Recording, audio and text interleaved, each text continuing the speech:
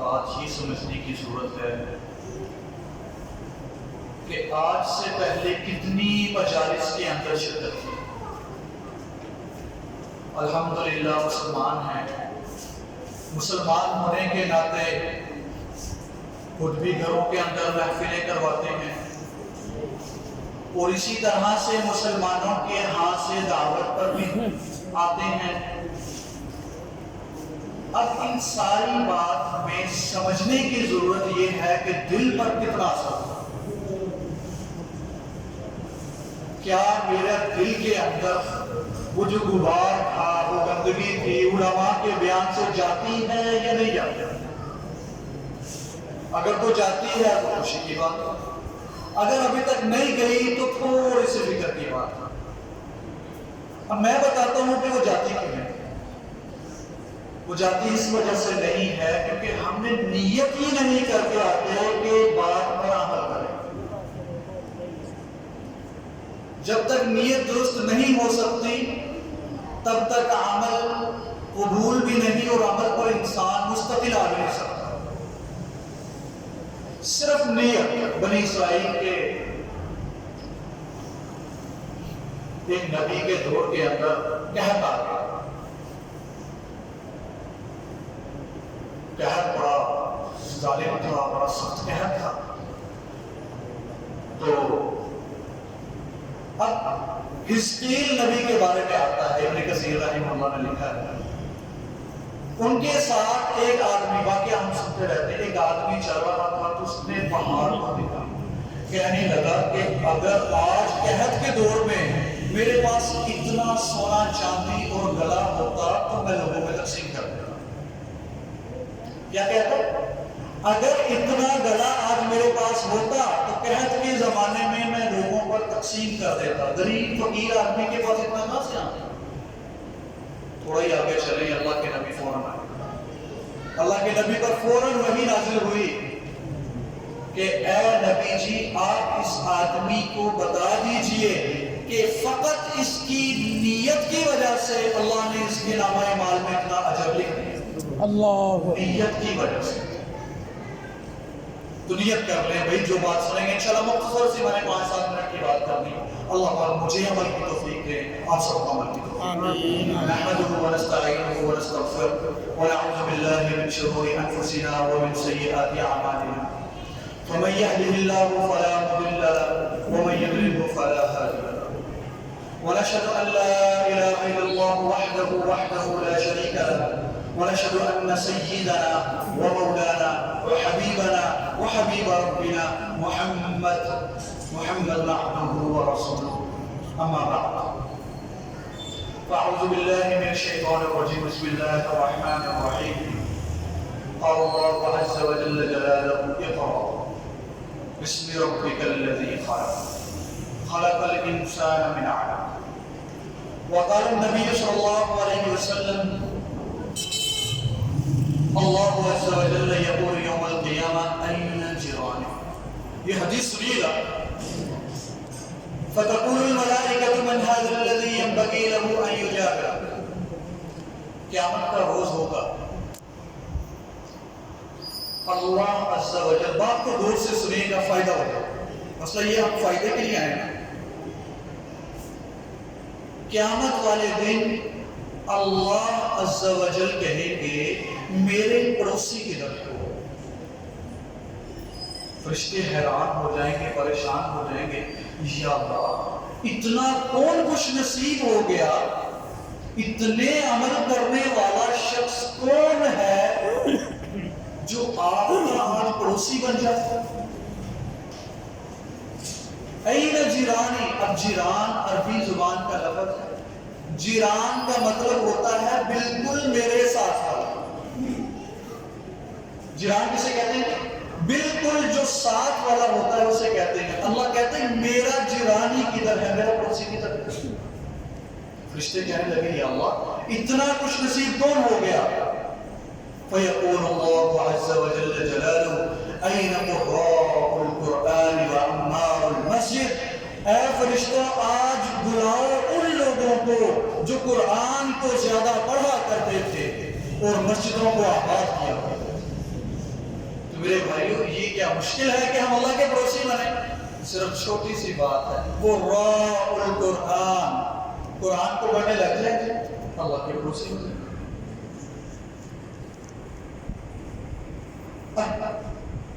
اب اصل میں مسئلہ یہ ہے کہ ہمیں پتہ نہیں چلتا، سمجھ نہیں آتی کہ قرآن کیا چیز ہے۔ ایک صحابی رضی اللہ عنہ تھے، قرآن کھولا، ان کے کہنے لگے ھذا کلام ربی، ارے یہ تو میرے اللہ کا کلام ہے۔ کسی آدمی سے کوئی جس کا پسندیدہ لیڈر کوئی آ گیا، نواز شریف، شہباز شریف، کوئی یعنی کہ پی ٹی آئی کا جس کا بھی آ گیا، آپ کے سامنے سے بات کرنے کو کیا کہتا ہے؟ بھائی میں نے فلان عظیم شخصیت سے بات کر لی، میں نے فلان آدمی سے بات کر لی، بادشاہ سے بات کر لی، M P A M N A سے بات کر لی۔ صحابی رضی اللہ عنہ نے جب قرآن کھولا، ھذا کلام ربی، ارے یہ تو میرے پروردگار کا کلام ہے، اتنا کہنا تھا بے ہوش ہو گئے۔ ایسا دل پر لرزہ طاری تھا، یہ کہہ کر بے ہوش ہو کر گر گئے اور اسی بے ہوشی کی حالت میں شہید ہو گئے۔ میرے بھائیوں،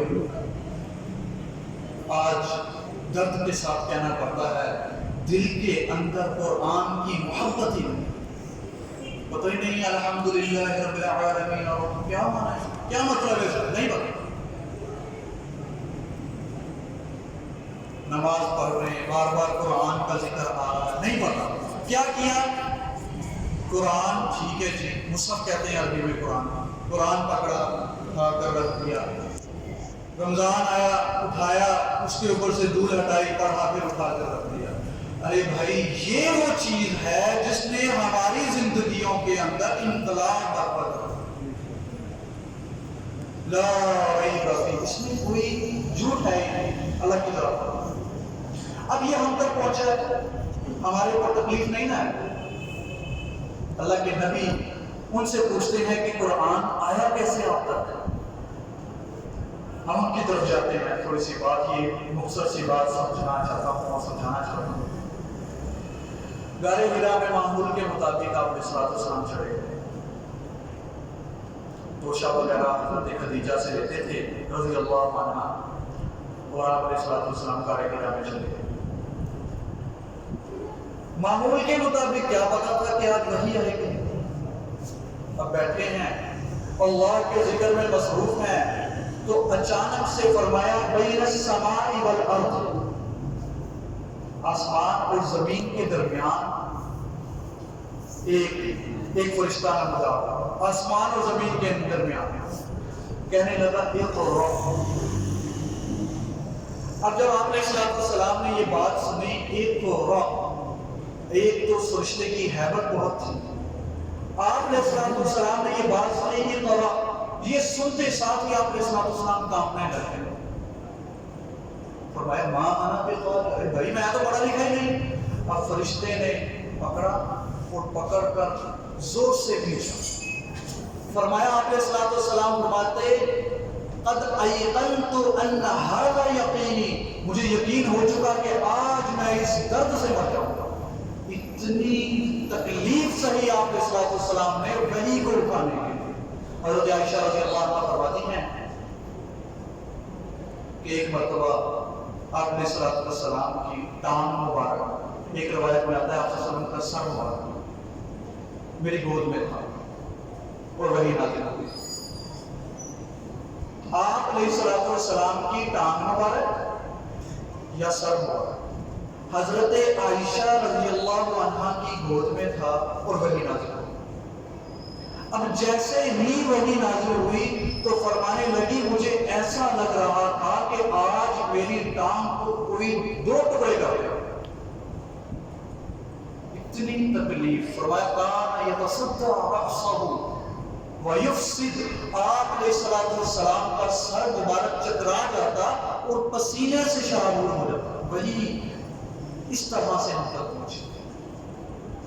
میرے بھائیوں، یہ قرآن بہت عظیم چیز ہے، اس کو سیکھنا ہے، اس کو پڑھنا ہے، اس پر عمل کرنا ہے کہ ہم اسی کے لیے تو ہیں. اب فرمایا گیا آپ علیہ السلام پر لو انزلنا هذا القرآن على جبل لرأيته خاشعا متصدعا من خشية الله. قرآن فرماتا ہے، اللہ عز و جل فرماتے ہیں ہم نے اس قرآن کو پہاڑوں پر نازل نہیں کیا. پوچھا گیا یا اللہ کیوں نہیں کیا؟ ارے بھائی پہاڑوں کے اوپر تو بڑے بڑے طیارے آ جاتے ہیں، پہاڑوں کے اوپر تو بڑی بڑی مشینریاں لگا دی جاتی ہیں، پہاڑ کو یہ سب. ہم نے اس قرآن کو پہاڑ پر نازل نہیں کیا. کیوں نازل نہیں کیا؟ کیونکہ یہ اللہ کا کلام تھا. فرمایا کہ اللہ کیوں نازل نہیں؟ فرمایا اگر ہم نازل کر دیتے تو تم دیکھتے روئی کے گالوں کی طرح پہاڑ ہواؤں میں اڑنے لگتے. اور یہ قرآن ہمارے سینوں میں اتارا گیا. موسیٰ علیہ السلام کہنے لگے یا اللہ ایک قوم آئے گی، ایک امت آئے گی جن کے دلوں کے اندر تیرا کلام محفوظ ہوگا، وہ امت مجھے دے دے. موسیٰ علیہ السلام یہ دعا کر رہے ہیں کہ ایک امت آنے والی ہے، ان کے سینوں میں یہ قرآن محفوظ ہوگا، تب وہ امت مجھے دے دے. اللہ پاک نے فرمایا یا موسیٰ تلک امہ احمد، اے موسیٰ وہ تو احمد کی امت ہے. یہ میری اور آپ کی تعریف بیان کی جا رہی ہے فقط کے نبی کے سامنے. مسئلہ یہ ہے کہ آج ہم لوگ سمجھتے ہی نہیں کہ یار یہ کوئی قرآن ہے، یہ اللہ کی کتاب ہے، کلام اللہ ہے، اللہ عز و جل نے نازل کیا، خود بلا خود کو پاک. لیکن کیا ہمارے دلوں کے اندر ایسا زنگ لگ چکا ہے کہ اترنے کا نام ہی نہیں لے رہا. یا موسیٰ تلک امہ، موسیٰ وہ تو احمد کی امت ہے. اب موسیٰ علیہ السلام کے دل میں پتہ کیا بات آئی؟ بات کچھ نہیں کہا. موسیٰ علیہ السلام کے دل میں بات آئی کہ بھئی اتنی عظیم امت، اللہم انی ارید ان انظرہم، اے اللہ مجھے وہ امت دکھا دے. موسیٰ علیہ السلام کہتے ہیں کون دکھا دے؟ میں اور آپ دکھا دے. ہماری زیارت موسیٰ علیہ السلام نے مانگی.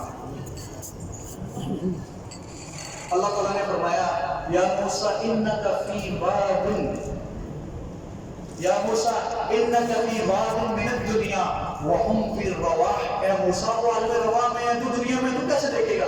اب موسیٰ علیہ السلام کی اور طلب ہوئی اللہم انی ارید سماعہم، اے اللہ پھر مجھے ان کی آواز ہی سنا دے.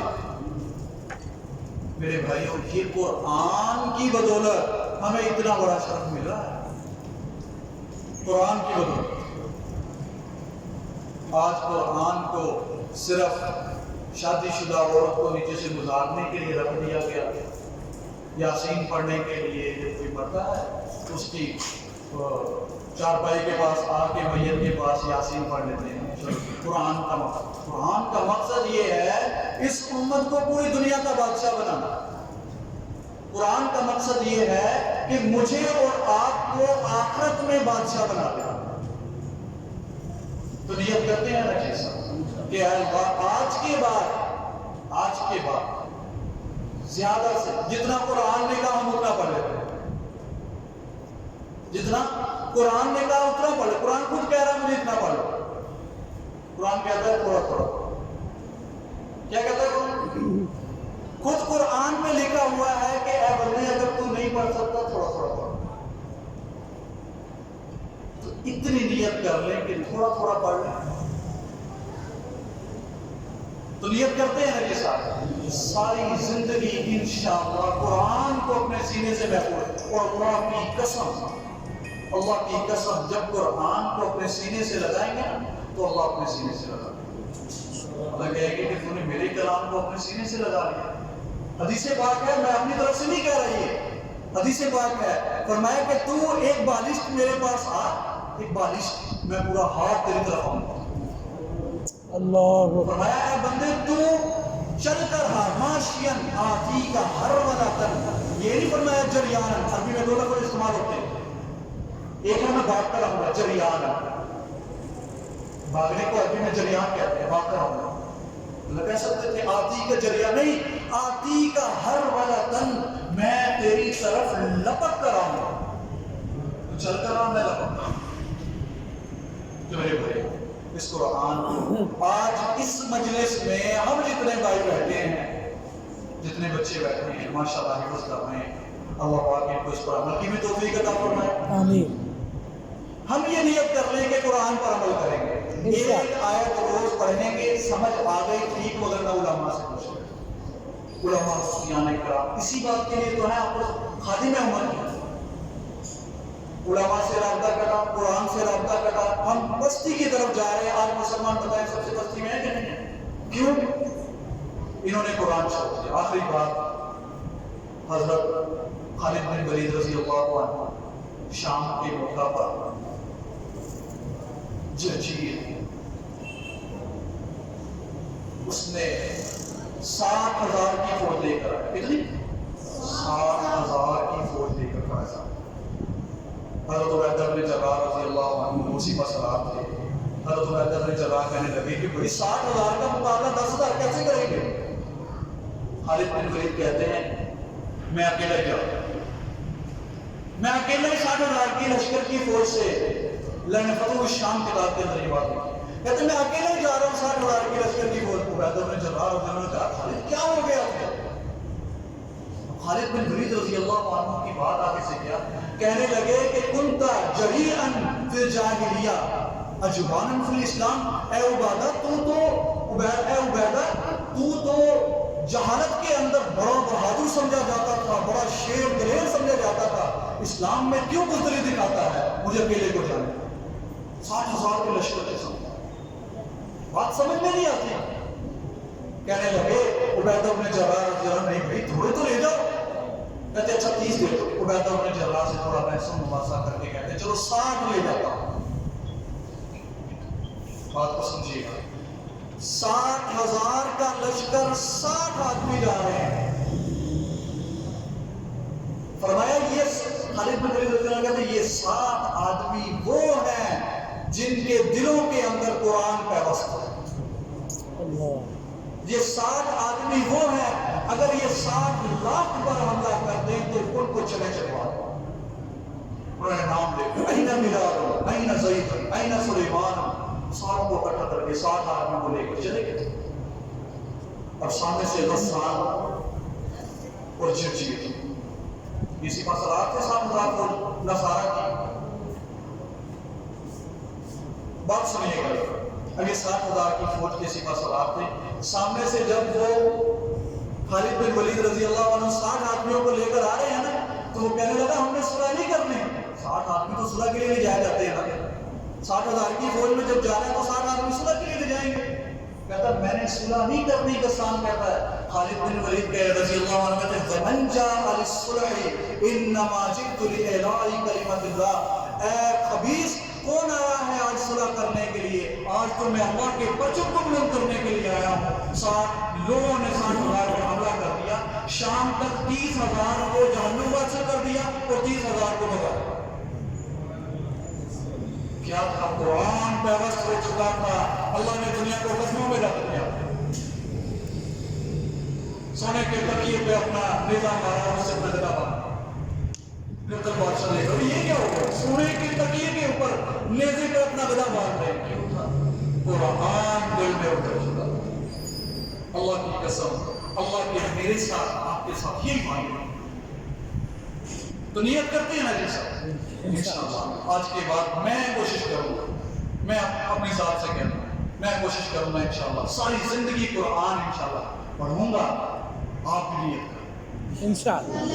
ٹھیک ہے کہ اللہ عز و جل ہمیں کہنے سننے سے زیادہ عمل کی توفیق عطا فرمائے۔